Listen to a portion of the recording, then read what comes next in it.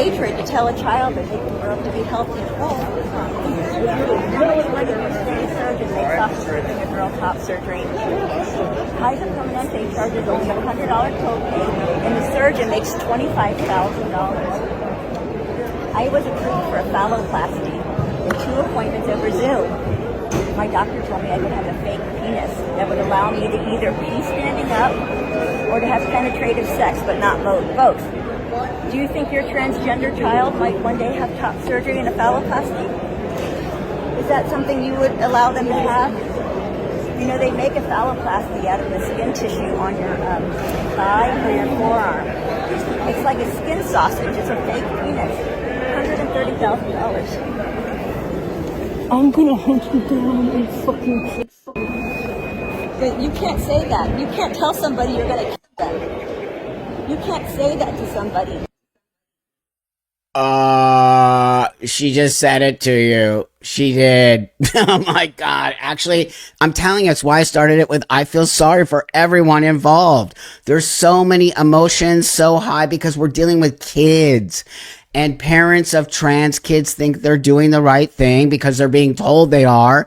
And then parents who have dealt with a trans kid and then dealt with the actually deprogramming of their child, who this woman is, are coming at it in a different angle. So everyone's coming at it in an angle of no such thing as trans kids and this is insane. And then I have a trans kid and go F yourself and I'll gnaw your leg off if you come near my kid. Both sides I completely understand. I do. As somebody who does not believe children should be transitioning, and I don't believe there's trans kids, I understand both sides. And I think you're all smart enough to understand both sides too. As far as I'm concerned, the trans kids' parents are being gaslit into believing that if they don't do this, their kid will off themselves. And then the parents of kids who've had to go through this insanity and come out the other side are really trying to save other kids. But sometimes some of them, and I'm going to be honest here, are a little rough and a little insane. But do we need to be that rough and insane? Possibly. So this lady, who is she is the UCSF clinic director. Okay, imagine that. She's the clinic director at the University of California, San Francisco, said, I'm going to hunt you down and effing kill you. Her name is Madeline Mann. Okay, guess what? Madeline Mann has a transgender son who they started transitioning, and her husband, who's some podcaster started transitioning at the age of 15. So of course she's acting like that.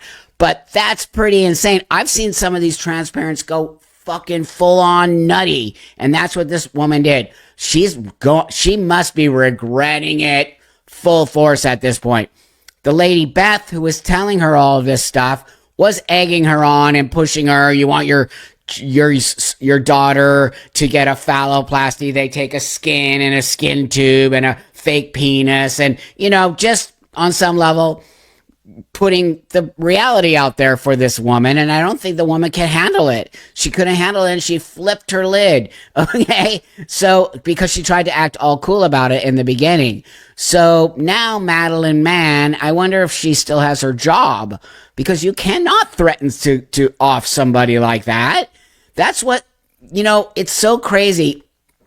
It does seem, in my opinion, from watching everything, it does feel like the more liberal side is the more outrageous, the more violent, the more absurd. They're not willing to have a conversation in any way, shape, or form. Why couldn't she have a conversation with that lady, Beth, who was really saying some insane, well, not insane, true things, but I can just imagine how it could feel in that. But, maybe just have the conversation. But instead she flipped out. So, okay, you lost. You lost now. You lost the fight. So with that, thank you so much for subscribing to my channel. Thank you for liking and commenting. I appreciate you guys so much helping me build this channel. Today, clearly, I want to talk about the parents of trans kids, but I also going to interweave here, okay? Because I want to do both sides. I want to do both sides. You know how I feel about trans kids. I don't think it's a thing. I don't think kids should be transitioning. I think it's social pressure. I think parents are being pressured into it. All of it. But there's a lot to be said there of being pressured into transing your kid. So I wanted to bring this one up next. Hi, everyone. As a parent of a trans kid, even though my kid's an adult, I like to address other parents of trans kids, gay kids, lesbian kids. That's why I have an issue with this one, because then she brings in gay kids, lesbian kids, and then she'll say queer kids. That has nothing to do with trans kids. Okay, so stay in their lane. They can't seem to stay in their lane, and they always seem to bring in the gay kids to sort of buffer the trans. Nope, two different things: sexuality and gender. So why are you putting them together? So speak on what you know, which is being a parent of a trans kid. Queer kids in general, or even if your kids are all grown up, I'd like to talk to you. So if you're the kid that had to come out to your parents and your parents were not accepting I'm moving forward. Are the kids gone? I hope so. So now, it was just between parent and parents here. Sure.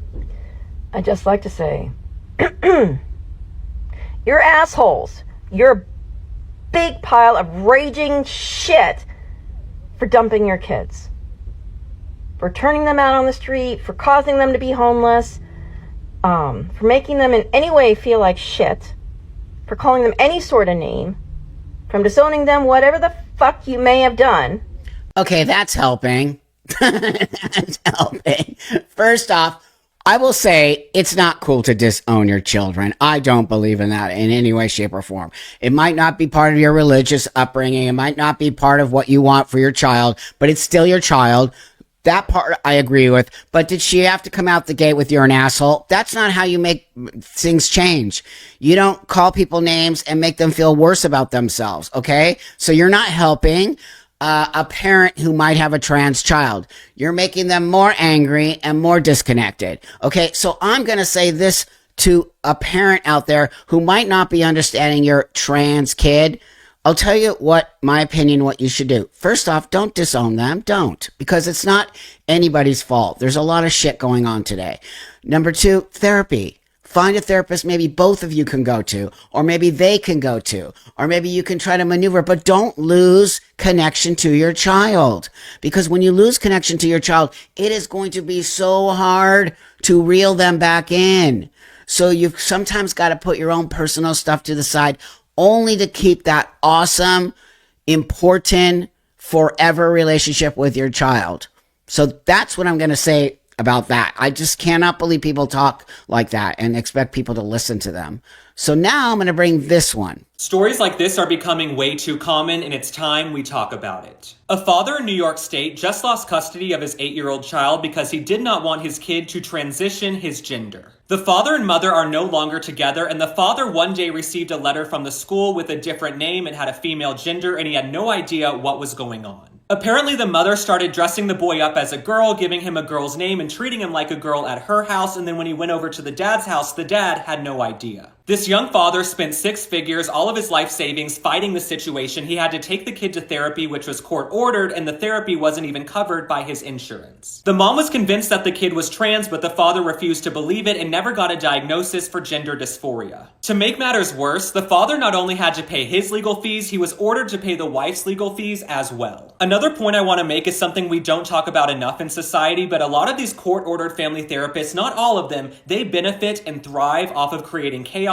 in your family. This father had to pay heaps of money to a therapist when he didn't even believe his child was transgender. The kid was coming over to his house acting like a boy and everything was hunky-dory. Now the boy is 8 years old and says, "I want to be a boy. I want to dress as a boy. I don't feel like a girl," but the mom still refers to the boy with they, them pronouns and uses a girl's name. Well, there you go. So then we have Munchausen, or what we like to call Transhausen.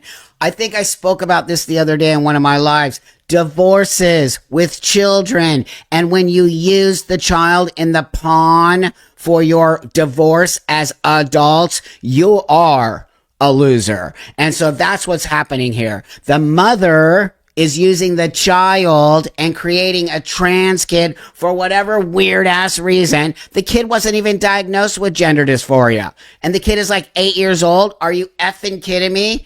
And then the dad's, dishing out, the money thing, whatever. I'm just more pissed about the fact that this kid is ping-ponging back and forth between the divorced parents. They're a boy here, they're a girl here, they're a boy here. Even said to the dad, I want to be a boy. And that's so this is actually happening. There are parents creating their trans kids. Okay. Other kids learn to be trans from school, from social media, from video games, from maybe other kids at school. Like, it's just other ways they're learning to be trans. They're not trans.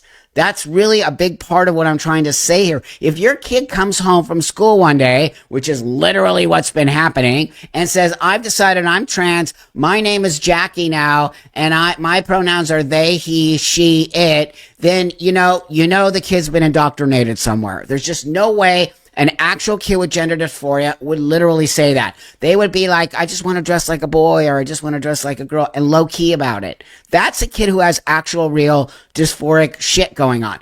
But this, I'm trans, I'm a pronoun, and if you don't do it, I'm going to off myself. They're all being taught that shit on the internet. So, wow, it's just so gross. There has to be a conversation between us and you parents who think you have trans kids, and us people who believe that, wait a minute here, your kid just is going through it. Whatever that means, social peer pressure, other shit going on with maybe themselves. They found a place to be seen. So why can't we have this conversation without, I'm going to effing kill you, coming out of your mouth? Here's a harsh truth about parenting a transgender child. If your child coming out feels like something happened to you, if it feels like it's directed at you in any type of way, then you need to pause right now and listen to this. Your child does not need to hear how hard it is for you when they come out. That's not going to help at all. And I know a lot of you are probably watching this like, who the hell is this guy? Why does he get to have a say? Number one, I'm transgender. And number two, I have a transgender child. Wow, shocking. You're trans and now you have a trans kid. What are the odds? Seriously. That's what I'm saying. That's trans housing right there. There's no way you have a trans kid.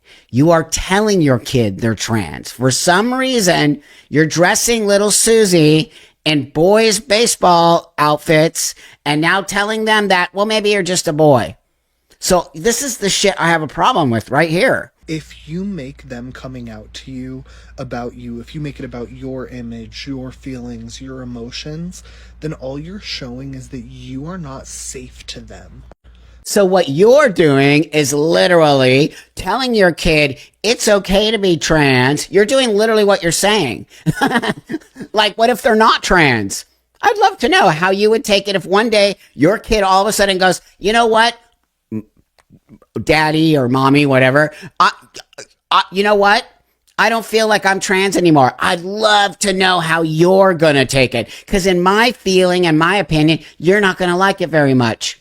And you're going to try to talk that kid out of not being trans. That's my opinion and what I see by the way you're talking about this place. A safe space is like, can we talk about this? I'm not really sure. What's wrong with making it sort of about yourself? Okay, Tommy, I'm not really sure like how this was going to react and how dad's going to react and how we're all going to, as a family, like we need to go to therapy. Why can't you talk like that? You can't just affirm some kid's desire to be trans. You cannot do that. In my opinion, you cannot do that. You've got to find middle ground with your kids. Imagine being an adolescent, going through all these changes with your body, and then believing that you are wrong and everything is wrong about you. And the only way to fix yourself is to get body parts removed, get different hormones. That's a horrible thing to say to a child. Yeah, their self-esteem just plummets. It is. She was also told by people online that if your parents don't accept that you're a boy, that they don't love you. And she was taught to disengage with her family. So I was no longer mom. Wow. I was Erin. She no longer called me mom. Again, imagine what it does to a child's psyche to hear from the masses online or teachers that your mom does not love you. Only I do. That is what I'm trying to say here. These kids are being told how to, you're not going to call me mom anymore? Are you insane? That ain't happening. You're grounded. Like what? No, but they're literally being indoctrinated online to have this feeling that your parents don't love you. We all know where that comes from. That is an actual cult tactic to remove you from your family. And we see it all the time. So don't say that's not happening. It's happening all the time. That's why I'm doing this, because all I kept seeing is, if your parents don't accept you, we accept you. You can come and live at my house. You can, what is that? What is that creep ass shit? Like, no, you don't get to talk to other people's kids like that. Are you effing insane? What you can do is say, we have great places where you can go and you can talk to people who have actual real understanding of this and knowledge because they went to school and they got a fucking license to be a therapist and to understand all the nuances that kids go through. Yeah, that woman lost her kid to trans, and then the kid came out, but this mom decided she was going to fight against it. She's in California. I think she's a lawyer. You know, I have to say that some of these women do not like me, and they think that I am part of the problem, and they won't have a conversation, which is totally fine. I have no issues with that. I'm here for the kids. If you as an adult want to blame me for everything, if it makes you feel better, I have no issues with that. I'm totally mature. But you should have a conversation with me. You actually should. When Cody was in the hospital for the last time, and the social worker called and said, Jana, here's your options. You can either use his preferred name and pronouns, or next time he's going to succeed. I remember sitting at my kitchen table and I was rolling my eyes on the phone and I said, fine, put her, quotations, on the phone. Cody gets on the phone and I said something to the extent of, hey, Cody, or hi, Cody, or I don't remember exactly how the whole conversation started, but I used the name, and he just went, what? Silence. We had a lot of repair work to do. He was very, very, very angry, and I was mad at him for disrespecting me as a parent. Isn't that funny? Even though I screwed up, God forbid me say that I'm sorry, but I will never forget when Cody finally came home and having him sit on my couch in my living room, and he wasn't talking to me yet. And I thought to myself at that point, I don't really care what gender you are anymore. You're breathing. You're on my couch. It doesn't matter. The fight is done. I can't do it anymore. I prayed about it and I said, you know, Lord, why would you create somebody who isn't how you made them perfectly to be as they are right now? Why would you create somebody for me to shun them? It just started clicking. You know, I'm like, wait a minute. My God wouldn't do that. My Jesus wouldn't ever tell somebody they couldn't go to church. My Jesus would never say, you can't love who you want to love. Isn't that the top thing in the Bible is love? Isn't it? Isn't it? So it was that moment that I went, okay. And I pulled out of the church. Then I found all these wonderful affirming pastors on TikTok. And I thought, you can still love God and love your kid at the same time. Yeah, but why do you need to go to an LGBT trans church? Because most of the churches I know, and I even know from talking to Tori, she goes to church. They're super cool about it. But now you got to keep pigeonholing you and your son, who's actually your daughter, into that space. Now, look, there's a lot of nuance in this.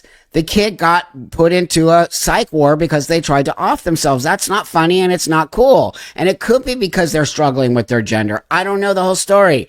But what I wanted to use is that now this is all over TikTok, right? And then you see this idea that if your kid is going to off themselves, you've got to sort of just do this. But I believe there's more of a nuanced way to handle these things. Yes, like I said earlier, don't lose contact with your child. If you've got to kind of come into this space and call them the boy name, you know, maybe it's going to be okay to do that so that they're not in the hospital doing that. But you've also got to still have the understanding that you're allowed to not believe your child is trans. You are actually allowed to believe that as an adult and as a parent. And you are allowed to get help outside of the box of gender affirming care.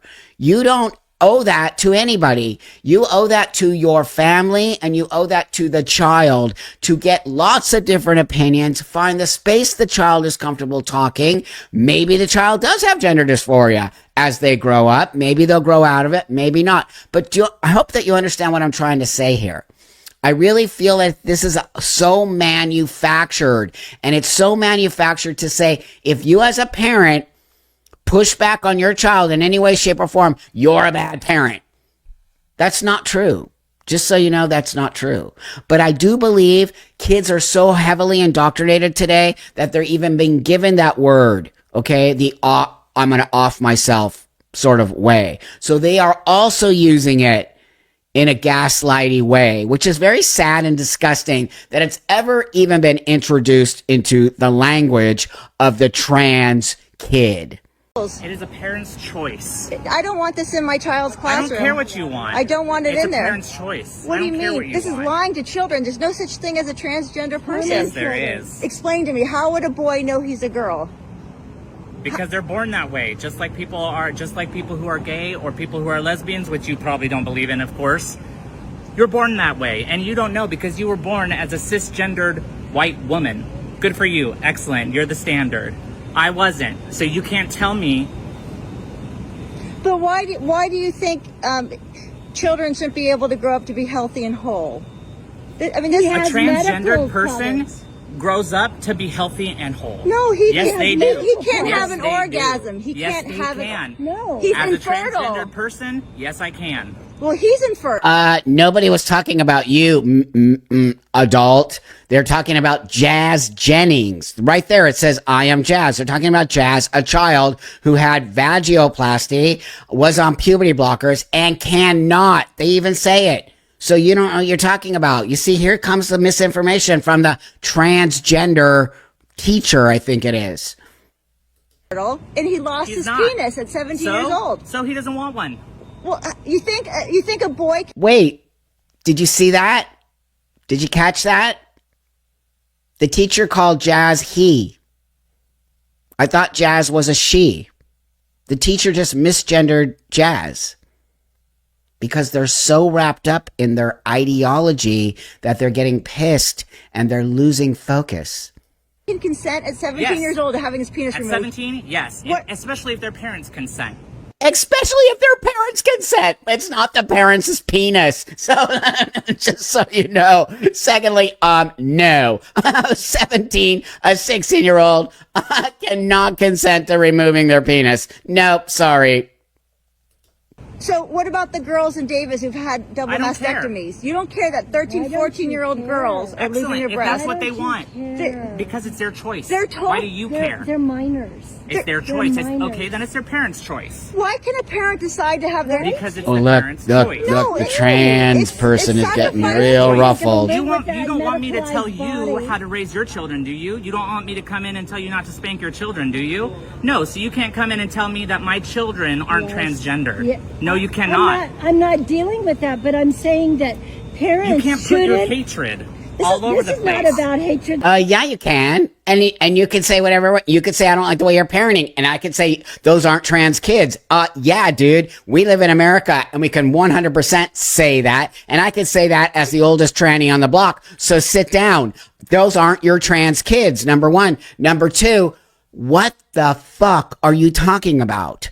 You are creating those. You're literally using plural. So there's a bunch of trans kids in that building. What?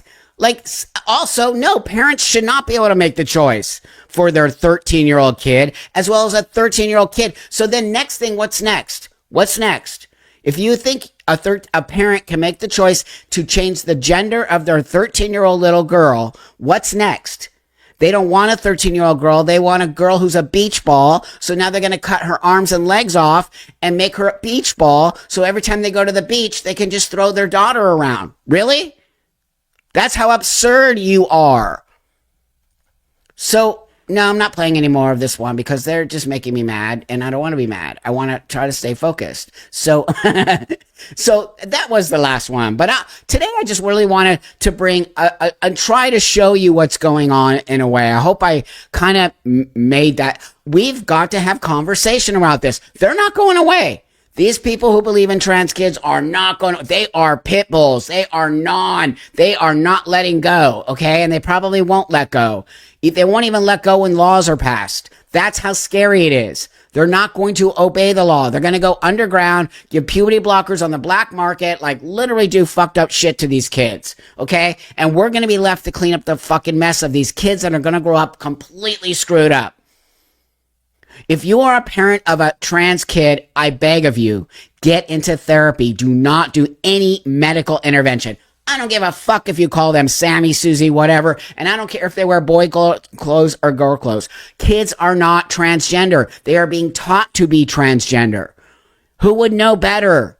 Okay, it is socially constructed. Remember, gender is socially constructed. So how the hell can a baby pop out and go, whoops, I'm not a girl, I'm a boy? They don't even know shit about shit. They don't even know shit about shit at 6 months. Yet now you're saying babies are trans? That's, anyway, that's it. My baby's not trans, just so you know. No, ain't happening. I'm always freaked out by parents of trans parents who have trans kids. What? And stop putting LGB in the situation. Gay, okay, and lesbian and bisexual is about sexuality. It's not about gender. Those are two different subject matters. Hi everyone, welcome back to my channel. Today I really want to talk about something that's been bothering me for a long time, and that is Planned Parenthood. It actually gives out hormones to kids, and there's no rules or regulations. I'm actually shocked that more people haven't been really talking about this. So I found a bunch of videos that I want to react to, and then I want to, you guys in the comments tell me what you think about this, because I find it, when you see what I found, it's mind-blowing. Okay, let's get into this right now. So this first one that I found was Abigail Schreier. If you know, she's kind of controversial in the trans community, but she speaks truth. So here we go. Listen to this. Thank you. Thank you so much for having me on. So what is Planned Parenthood doing? So, the truth is I really wish they were helping. What they're providing is teen girls, the age depends on states. In some states like Oregon, you can go in at 15 to a Planned Parenthood clinic. And without parental permission, without so much as a therapist note, you could walk in, you get a course of testosterone that day, and very often having never seen a doctor. I mean, just go in and say, "Hey, I'm transgender. I need treatment," and they just give it to them. Well, there's typically a 1-hour intake interview, but I talked to one whistleblower from. I've talked to many adolescents who've received testosterone from Planned Parenthood. But this was the first time I was able to talk to a whistleblower.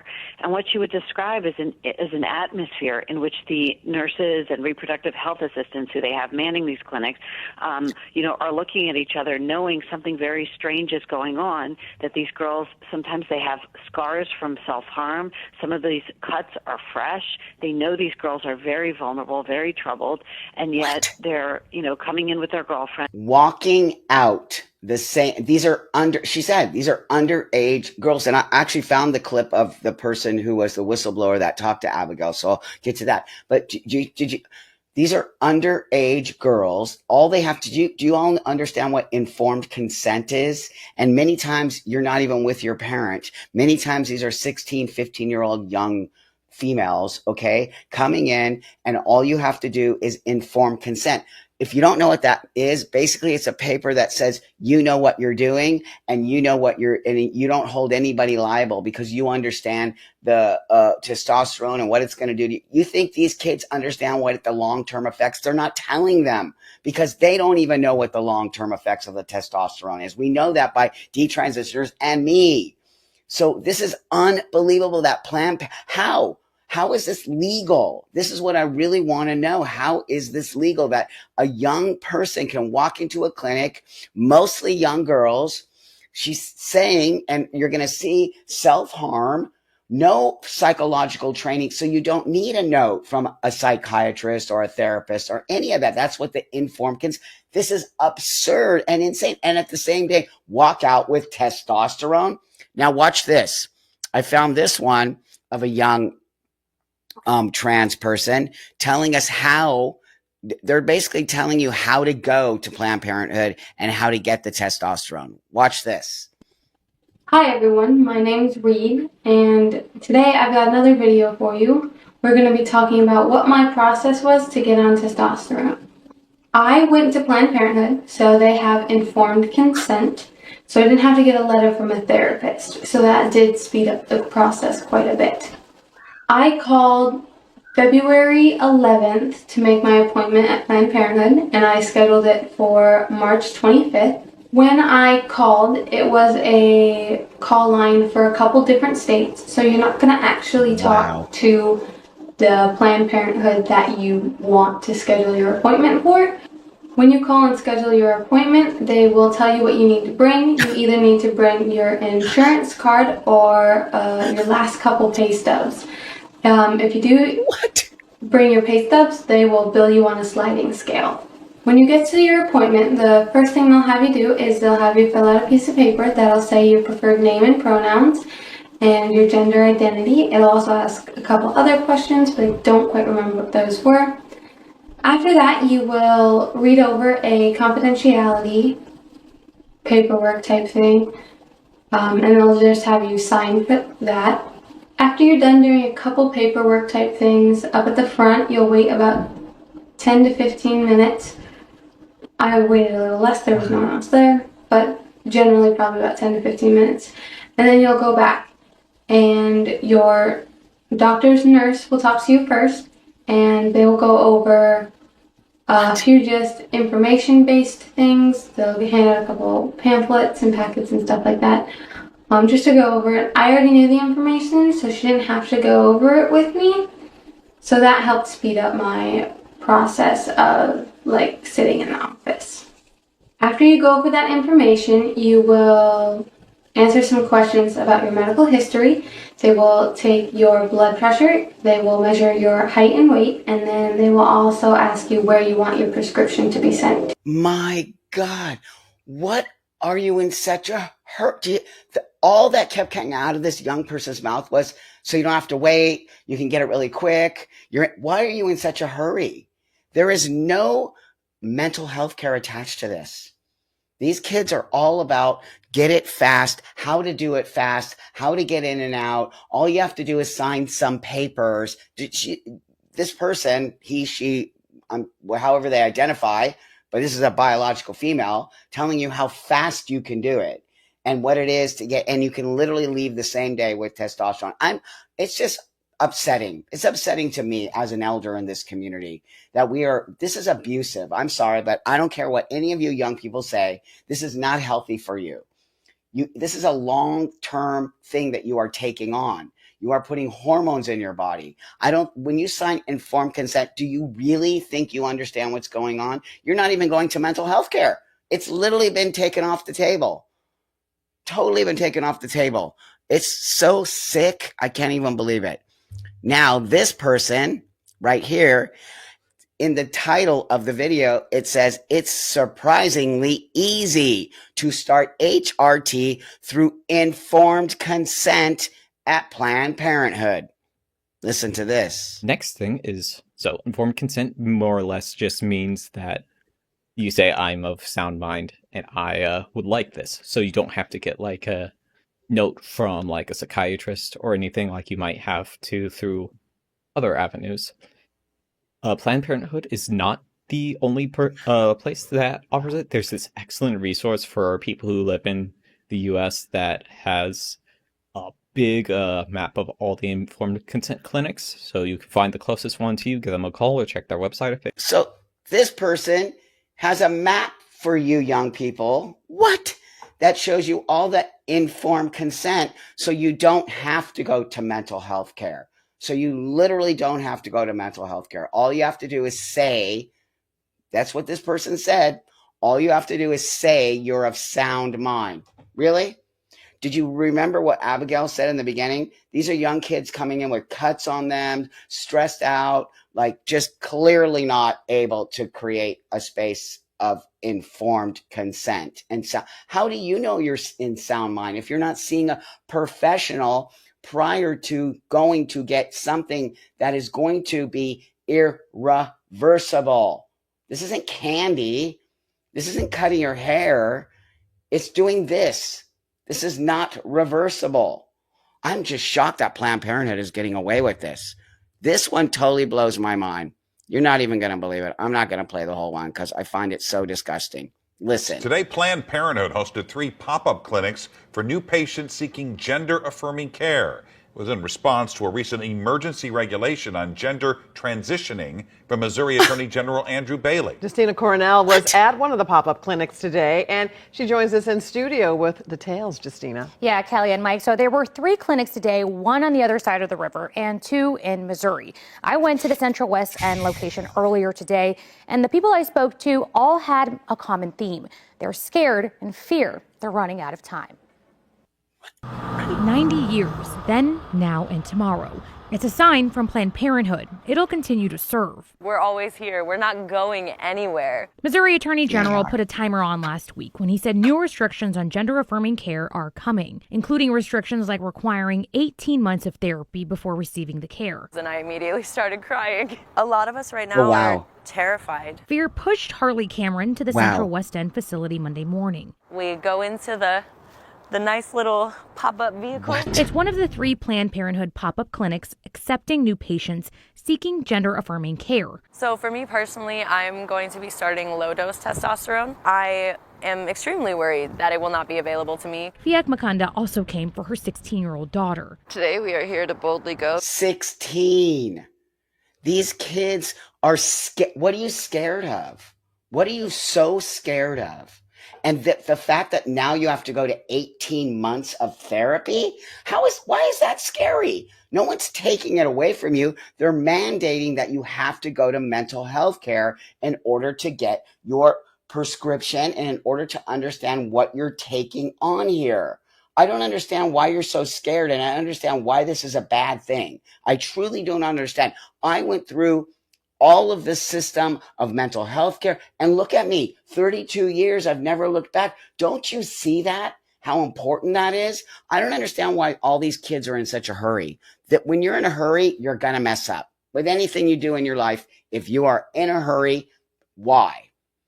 That's the number one first mistake you're making when it comes to transitioning. You're in a hurry. You can't make a good choice of anything if you're in a hurry. I don't care what it is. Why are you in such a hurry?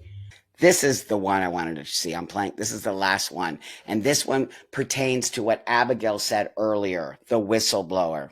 A former Planned Parenthood employee is speaking out about the organization's transgender activism. The ex-staffer recently spoke anonymously with Wall Street Journal contributor and author Abigail Schreier. She said her job at Planned Parenthood involved providing hormone prescriptions to teen girls who identify as boys. She testified that no doctors were present to evaluate the girls at the clinic where she worked and that they were not always accompanied by a parent. The worker also said the clinic manager who handled treatments of testosterone and other hormones had no prior medical experience and that many children being treated had suffered emotional and mental abuse. And wow, I think this is abuse as well. What is happening? It is so bizarre to me that Planned Parenthood is getting away with this.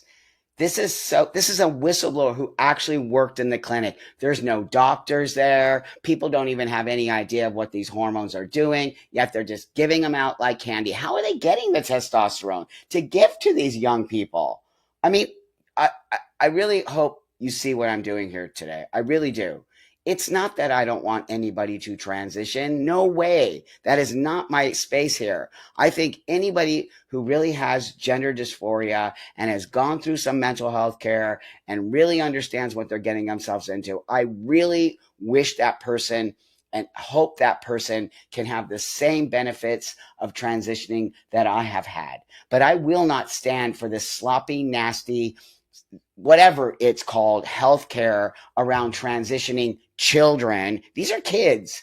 16-year-old is a kid with no parental guidance, no understanding, no mental health care. Just here's some testosterone for your kiddo. Planned Parenthood needs to be shut down. I'm telling you right now. In my opinion, this needs to be shut down. I am just appalled. See, did you see the other one? She said I'm sorry, whatever.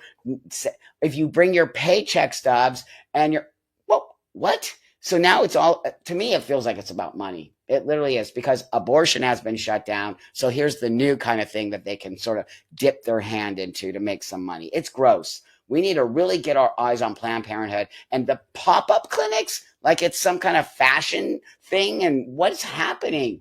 Please hear what I'm saying here.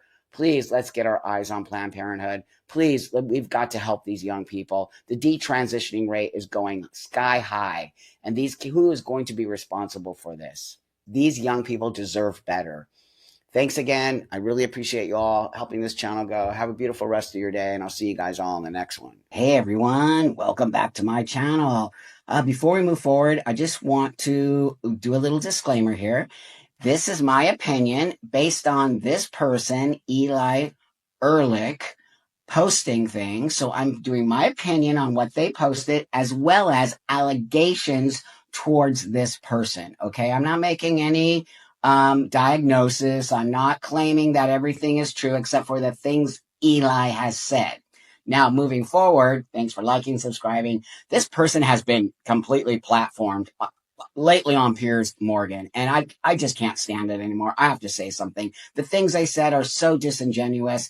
I don't know how this person who has done the most insane things in this community is actually being platformed on major. We need to stop this person, okay? Because this person should be nowhere near, let alone children or young trans kids, let alone in the media. So I hope somebody in the media sees this.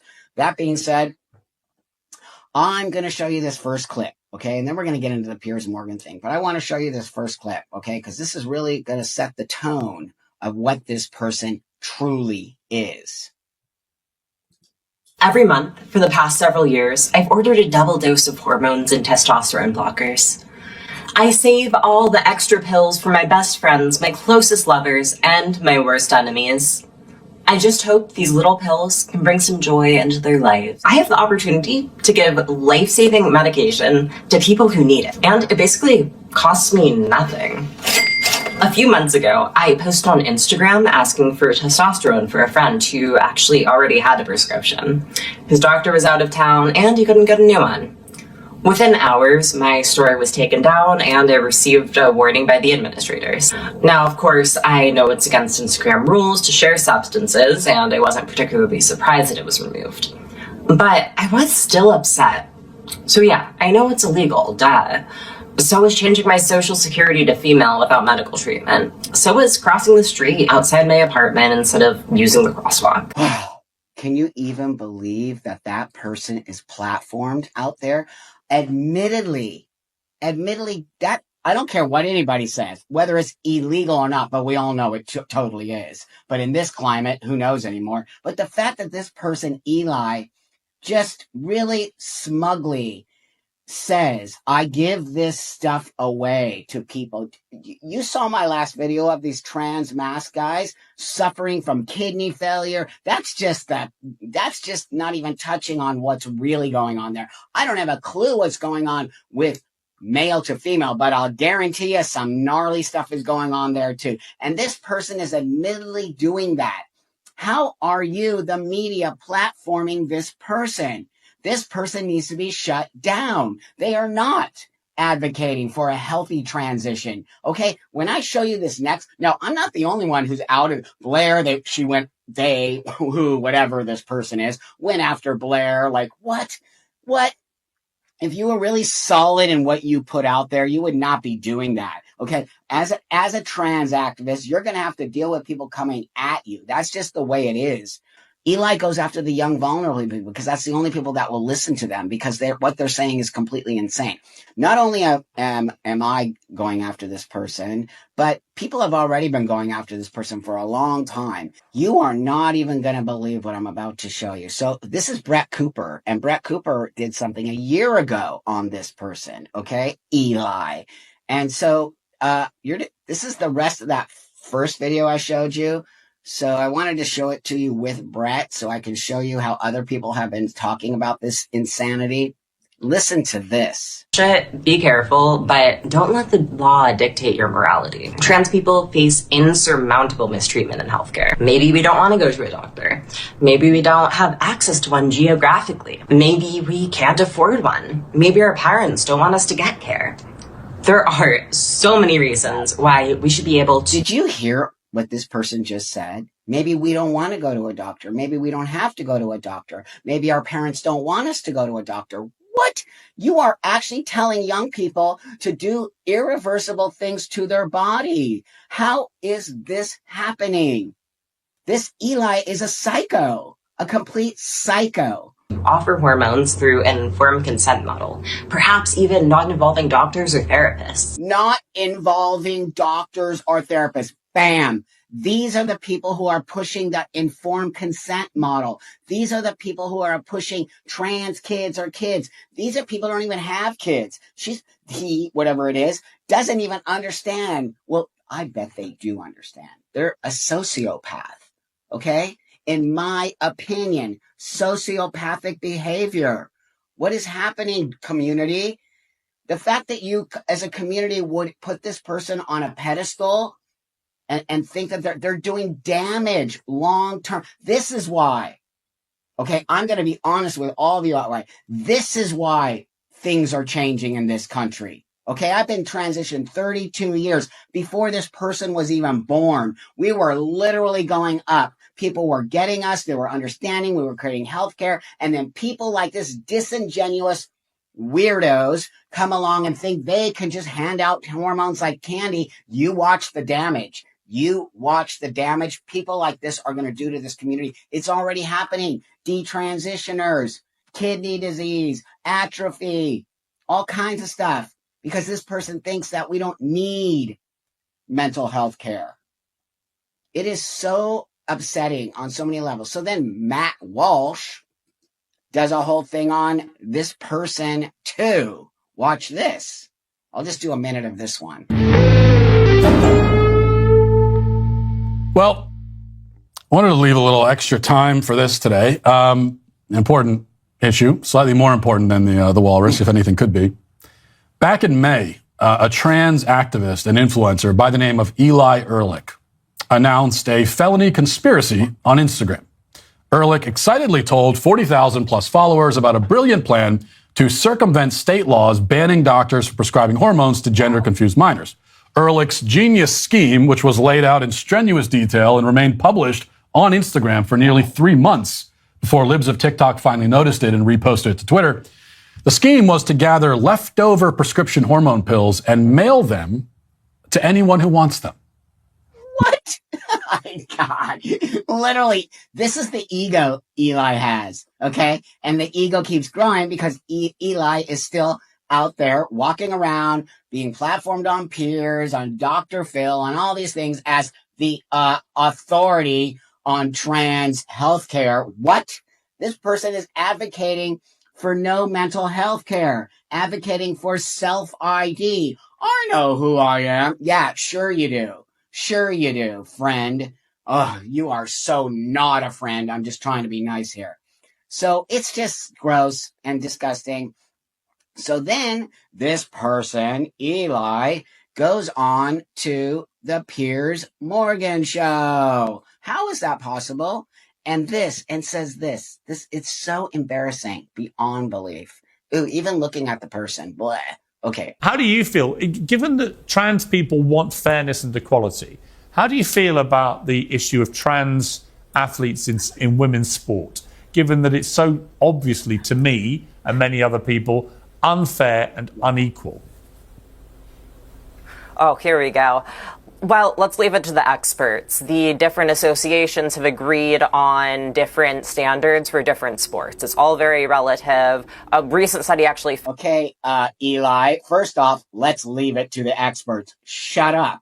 I bet you've never even played sports in your life. So why don't you just say nothing, number one. Number two, what study? Show me the study. You're just blah, blah. It's not true. Biology. I can't even say it.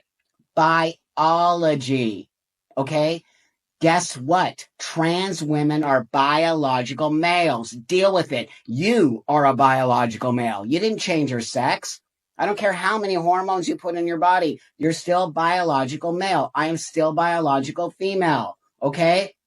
But no way in heck can a transgender woman compete with actual biological women, and it is fair. So why don't you shut up and leave it to the actual experts, which, by the way, have banned all trans women from competing in women's sports, because that's a fact.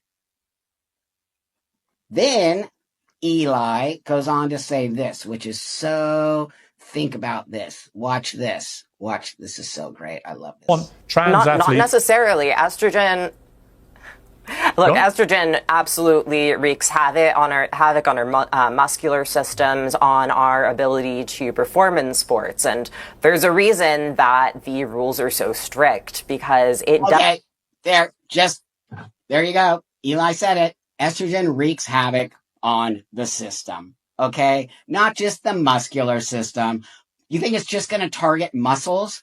So if it's wreaking havoc on the muscular system, it is also wreaking havoc on the system. You are a bad person who needs to be stopped. Because wait till you see the next thing I found. This is so disturbing beyond belief. Trans activist accused of SA offering hormones to youth. Not only is this person giving away hormones for free to young people, but they have also been accused of SA. And you know what's so interesting? I found the actual accusation that somebody made about this person. It was taken off the internet, but I found it. And I'm going to post the link to all of this in the description of the video so you can read for yourself, okay? At the age of 16, Erlick established TSER, Trans Student Educational Resources, scary, in 2011 alongside another trans-identified teenager. Erlick activism gave him, I'm reading the article, access to trans-identified teenage girls. And several have since come forward with allegations of Erlick them. Accusations. One, so do we believe victims or do we not believe victims? One such victim described in a lengthy Tumblr post, which I found, how she allegedly entered an emotionally and sexually abusive relationship with Trans Student Educational Resources co-founder Eli Erlick when she began volunteering. In the post, she stated that she was preyed upon by Erlick beginning from the start of 2013 school year, and that Erlick used social capital and authority to his advantage. As a vulnerable new member of the trans community, she felt pressured to give in to Erlick's relentless sexual harassment, which she said caused her to have regular panic attacks. I'm reading this from somebody who wrote it. I'm not making this up, nor am I making accusations. I am reading something somebody posted, which weird was just removed from the internet. I'm sure there are more, but who knows? This is disgusting. This is why this person needs to be deplatformed, people. Community. Do you know who you're supporting? I am clearly not the only one who is talking about these accusations.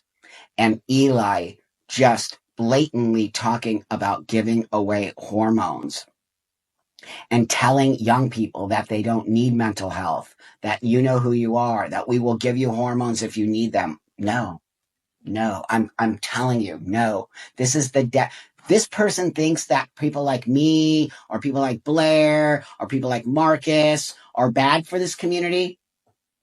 That's what I want you to see. I care about this community, and I only want to see us go forward. And I only want to see a solid foundation for healthcare, which includes mental health care. And in no way, shape, or form should you ever under the age of 18 ever be able to do things behind your parents' back or go to something without understanding the long-term effects. I have no doubt in my mind that Eli Erlick will pay for this in the long run. However that is, they will pay for this because there's something dark, deep and dark going on here. And we are, as a community, letting this happen. Thanks for watching. I always appreciate you so much. This stuff is so insane. We got to start really pushing back on these people. They are not healthy for our community. They are not healthy for our youth. Starting organizations and doing creepy stuff like that to people and then pushing it under the rug and then acting as if giving hormones away for free to kids with no mental health care and you know who you are. And maybe I don't want to go to a doctor. Maybe you should go to a doctor. Hey everyone, welcome back to my channel. And today we're going to talk about the Olympic women's boxing scandal. It's kind of upsetting, and so I'm going to just be straightforward here and get right to the point because there's just so much, I think, misinformation being put out there. I spent days on this, so I actually waited to do this because I really wanted to have my facts and not my feelings around this particular subject, because I think that that's the thing that's going to help us all understand what's really going on here. And as you know, I'm a huge champion for women's rights and women's sports. I think that being said, I'm not here to tell people who can and cannot play. What I am here to say is that sports is about fairness and categories matter.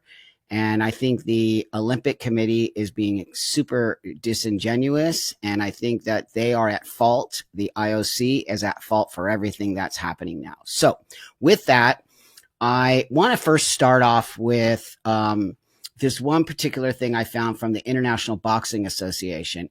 And I think it's the way that we can sort of get to the facts first, and then we can talk about these other sort of videos that I found. I'm not going to be able to show any of the actual boxing videos because of copyright issues. So you all, I'm sure, know and can find those boxing videos if you like. So with that, I'll maybe put a couple pictures here while I'm talking right now, and that you can see that, because I think the pictures will be fine, but the video won't hold up for copyright infringement. That being said, here we go. And I want you to read this particular thing. And this is from the actual International Boxing Association. Okay. The International Boxing Association, the IBA, has clarified the facts that led to the disqualification of two boxers, Iman Khalif of Algeria and Lin Yu Ting of Chinese Taipei. Now, those are the two boxers that have been tested. There's a lot here, and I'm not going to read it all, but what I will do is put a link so that you can read it yourself. But I want to pick out the specific points to talk about because I think these are the most important parts.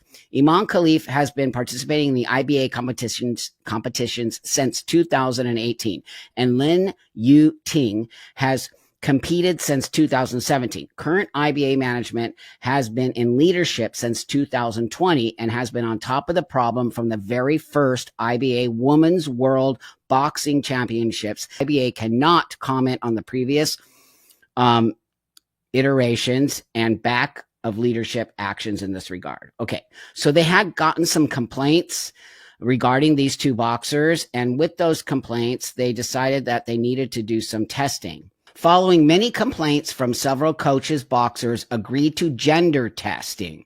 Blood sample collection was made on 17th of May, 2022. System Tip Laboratory from Istanbul, and they put the license number, issued its report on the 24th of May, 2022. After the competition ended, the laboratory detected results that didn't match the eligibility criteria for IBA women's events. That basically means the chromosomes didn't match. You have to be XX, which equals female, and what came up was not XX, okay? So then it goes on to say, one test from each athlete was not enough to make a decision with respective consequences. In the case that one test mistake is possible, the lawyers advised to monitor the situation. And they said this is new to boxing and the IBA. At the next IBA Women's World Boxing Championships in 2023 in New Delhi, Khalif and Lynn were tested following their consent. Okay, they consented to it again before their first fights. Blood sample collection was made on March 17th, 2023. Dr. Lal Path Labs from New Delhi issued its report on the 23rd of March 23. The findings were absolutely identical to the last results. Then it goes on to say, okay, on March 24th, the IBA Secretary General and CEO, George, informed both Khalif and Lynn about their exclusion from the championships for not meeting eligibility criteria. The athletes received a copy of their testing and were informed about the possibility of appealing. So they had 21 days to appeal these test results, which did not match the chromosomes of females. Okay. Khalif and Lynn were informed accordingly about the decisions and acknowledged it by signing the papers. The test details were attached to the letter. I'm going to actually put that up here too, so you can see they actually acknowledged the letters and they signed them. Okay. So that's an acknowledgement of it. On March 26th, 2023, the IBA Board of Directors, by majority vote, decided to ratify the decision taken by the IBA Secretary General and CEO on behalf of the IBA to disqualify Iman Khalif and Lin Yu Ting from the IBA Women's World Championships. There you go. It goes on to say that both of them had the right to appeal, and Lin Yu Ting did appeal, and then Iman Khalif appealed, but then Iman Khalif withdrew that appeal. Okay. This right here just says everything to me. Okay. These are they were clearly tested. I don't know why everybody's acting like they weren't tested. They can't show you the testing for privacy reasons. Okay. But the letters were attached to this thing that said that they have been disqualified because they did not meet criteria. Read between the lines, people. They can't say it exactly, but they're telling you that they were disqualified because they did not pass the testing. The testing is a genetic testing, which is chromosomes. I don't even know what to say. Okay, I'm going to put a link to this because that's very important. Here's the next thing that I found. Okay, so this is a video from Redux. They're always so great, and I'll put this up there. But let's watch this a little bit because this is actually really important. There's some. So this is the International Boxing Association holding a press conference in Paris to address the issues surrounding Algerian boxer Iman Khalif and Taiwanese boxer Lin Yu Ting. Okay, so this is the head of the IBA. There was a number of concerns from boxers, coaches, indeed the medical team, medical staff, the ringside doctors, regarding these two boxers in particular. Blood tests were taken. A gender test was taken as it was during the Women's World Championships in 2022 in Istanbul. And at that point, I'm just going to highlight here. So on the 17th of May 2022, the results were taken, the blood tests were taken by a lab known as System Tip Laboratory in Istanbul. We can give the license numbers out so you'll be aware of that, and the results from there were issued on the 24th of May. Okay. The tests were taken, and the results, I'm going to discuss this shortly, the results that were brought out were inconsistent. So, further to which, there's been a number of questions as to why, but we came about to the next female championships was taken. So there you go. They took tests. They gave the test to them. I'm going to move forward now. I wanted you to see the beginning of that video. Okay, this is at the press conference in Paris. Okay, so now I'm going to move forward. Both boxers entered the championships, and at which point, on the 17th of March 2023, both boxers were asked to take a further blood test. That happened, and on the 23rd of March, the results came through, and it demonstrated the chromosomes that we refer to within the technical and competition rules that make both boxers ineligible, and that was then further ratified by the BOD, our board of directors. It was taken there to remove both boxers from the championships. That was on the 26th of March 2023. We had a letter that Mr. Yarolimpos had put forward to the board, and with the So right there, again, he's saying it, that those tests that were taken created a space where these two boxers, both of these are the two boxers that were tested. Doesn't take a brain surgeon to figure it out. They signed the papers that showed that they acknowledged the testing, and it showed that they failed the chromosome test. I'm like, I don't know why everybody's complaining about that. I don't care how you identify these. I understand that they have DSD. I get it. We all get it. But that still doesn't make it fair for them to compete in female sports. They are not biologically female. They identify as females. They were raised as females, but they are not females.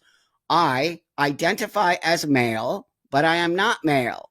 I am an actual female. It's not that hard to be honest.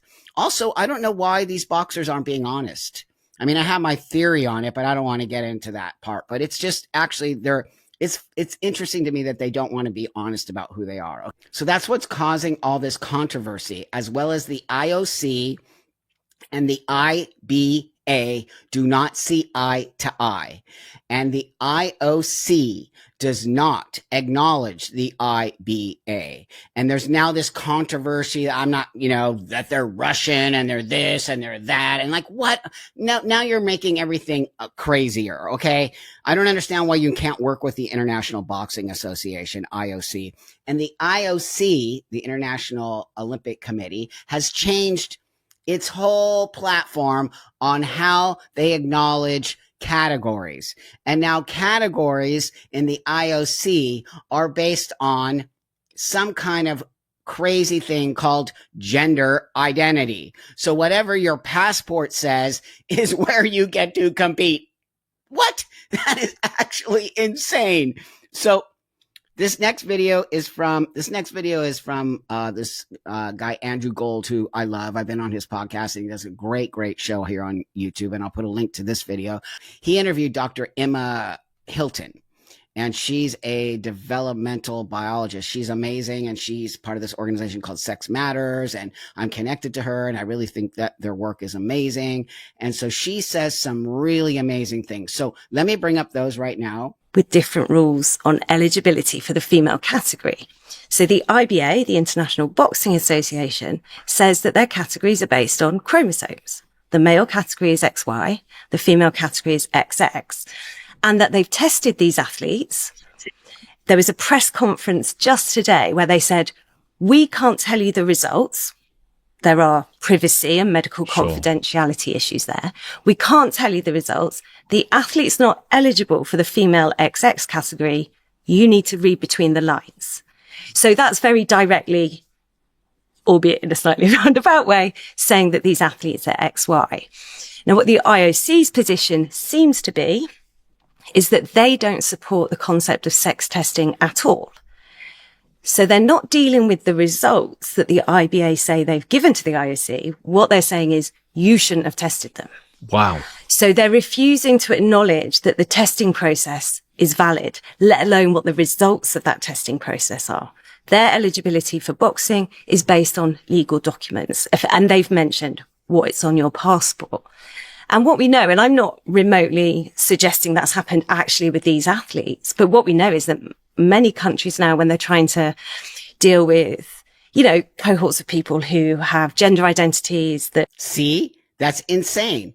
Now they've become a rights-based organization. They're not a fact-based or biology or chromosomal-based organization. Now it's basically what's on your passport. I'm going to say this again to everybody. My passport says male. Okay? It doesn't say female. I am a biological female. See how easy that is? So it's easy for them to change their passport now these days. You can just do that. But I understand they were assigned female at birth because they do have DSD. Okay. Assigned means that they had ambiguous genitalia. So they didn't know. So they just assigned them and they looked more female at birth. They didn't look male. Okay, this video is great. I'm going to put a link. You're going to learn so much about biology and the DSD and all of that. Clearly, I can't put it all there. But right there, that goes to show you. They're not going to look at the testing from the IBA because it doesn't go along with their rights-based space now, okay? Because they don't actually acknowledge chromosomes anymore. I mean, I'm just shocked, and it doesn't make any sense to me. So let's move on to this piece. We're talking about transgender athletes and we're talking about athletes with differences of sex development. So they're two separate cohorts, but they are kind of co-regulated together. And according to the IOC, that should be based on their gender identity.